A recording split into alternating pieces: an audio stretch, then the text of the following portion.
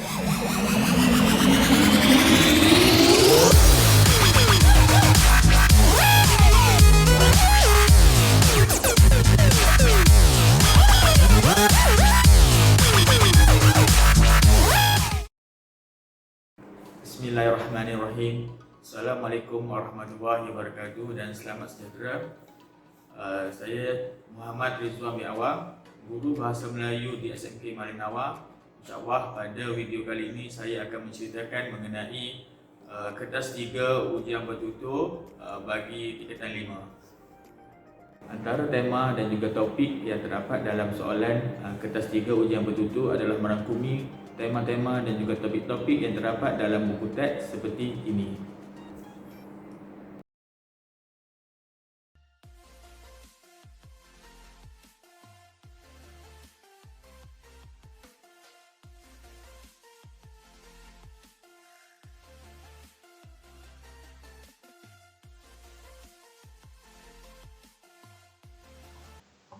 Baik, kita akan lihat berkaitan dengan pembahagian markah, iaitu jumlah markah untuk ujian bertutur ialah sebanyak 70 markah. Pembahagian markah ialah 40 markah untuk ujian bertutur individu dan 30 markah untuk ujian bertutur kumpulan. Pentaksiran individu akan dijalankan antara 3 hingga 5 minit, manakala pentaksiran untuk berkumpulan antara 13 hingga 15 minit. Baik, sekarang ni kita akan lihat berkaitan dengan standard kandungan dan juga standard pembelajaran bagi ujian kemahiran mendengar dan juga bertutur. Baik, kita pergi kepada standard kandungan 1.4, iaitu berbicara tentang sesuatu perkara dalam pelbagai situasi formal dan juga tidak formal.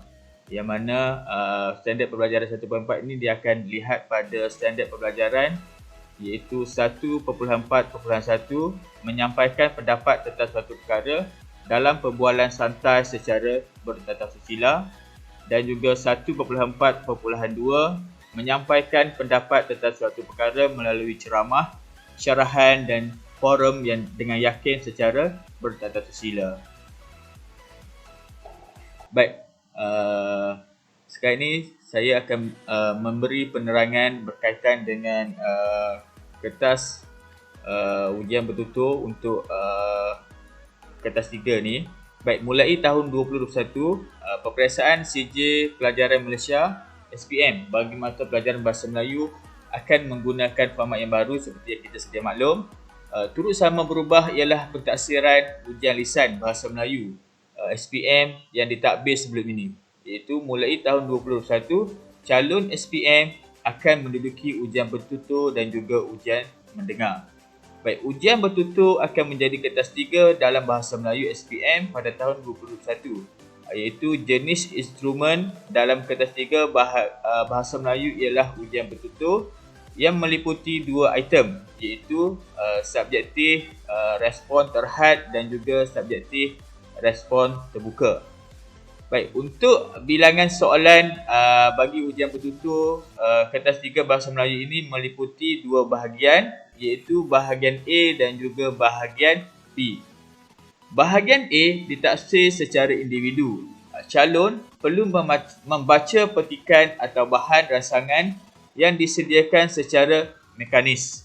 Manakala dalam bahagian B, taksiran akan dilakukan secara berkumpulan antara 3 hingga 5 orang dalam satu kumpulan.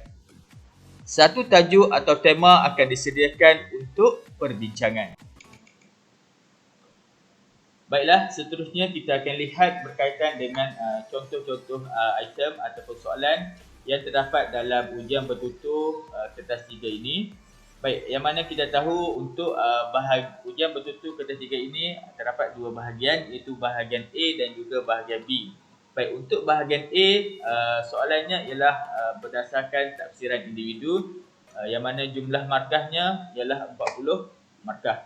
Baik, seterusnya kita akan lihat contoh soalan yang mana tema soalan ini diambil daripada buku teks tingkatan 5, iaitu berkaitan dengan pelancongan. Baik, kalau kita lihat di sini contoh soalan untuk bahagian A, tafsiran individu ini ialah industri pelancongan yang mana terdapat gambar ataupun grafik yang diberikan dan juga petikan yang berkaitan dengan industri pelancongan. Baik, untuk ujian betul-betul secara individu ini, pentafsiran boleh dibuat secara subjektif, respon terhad dan juga subjektif, respon terbuka. Bagi contoh subjektif respon terhad ialah pentafsir boleh bertanya kepada calon soalan-soalan yang terdapat dalam petikan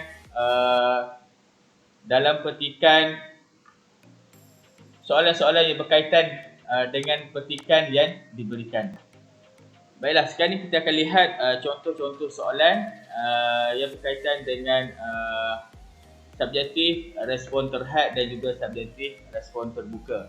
Baik, kalau kita lihat di sini soalan 1 dan juga soalan 2, iaitu soalan 1, nyatakan kementerian yang bertanggungjawab mempromosikan jenama Malaysia di mata dunia, dan juga soalan 2, apakah tujuan Malaysian Kitchen dianjurkan di kota London. Baik, kalau kita lihat di sini soalan 1 dan soalan 2 ini merupakan soalan subjektif respon terhad, yang mana jawapannya kita boleh ambil daripada petikan yang diberi. Manakala untuk soalan 3 dan juga soalan 4 merupakan soalan subjektif respon terbuka, yang mana soalan ini calon perlulah memberi pandangan dan juga pendapat berkenaan dengan pelancongan berdasarkan soalan-soalan yang diberikan. Contohnya untuk soalan 3, senaraikan tempat-tempat menarik yang terdapat di Malaysia, dan juga soalan nombor 4, cadangkan beberapa faktor yang mampu menarik rakyat negara ini dan pelancong asing melancong di Malaysia. Okey. Baik, untuk soalan 3 dan soalan 4 ni memerlukan calon menjawab jawapan dan juga memberi pandangan berdasarkan pengetahuan calon.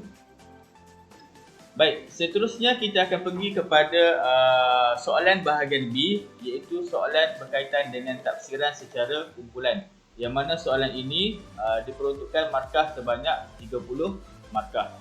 Baik, untuk soalan tafsiran secara kumpulan ini, calon hanya diberikan satu tema. Contohnya ialah kalau kita lihat di sini, tema berkaitan dengan sukan, yang mana satu petikan diberikan dalam kertas soalan calon, dan calon perlu berbincang bersama rakan-rakan ataupun ahli kumpulan untuk menceritakan mengenai tema yang diberikan. Untuk bahagian B, tafsiran secara kumpulan, perbincangan bersama kumpulan atau rakan akan diperuntukkan masa selama 13 hingga 15 minit, yang mana calon-calon boleh berbincang dan bercakap mengenai tema dan juga tajuk yang diberikan di hadapan pentafsir, dan pentafsir akan menilai dari segi idea dan juga pandangan calon-calon semasa pentafsiran dijalankan. Itu sahaja penerangan yang dapat diberikan oleh cikgu.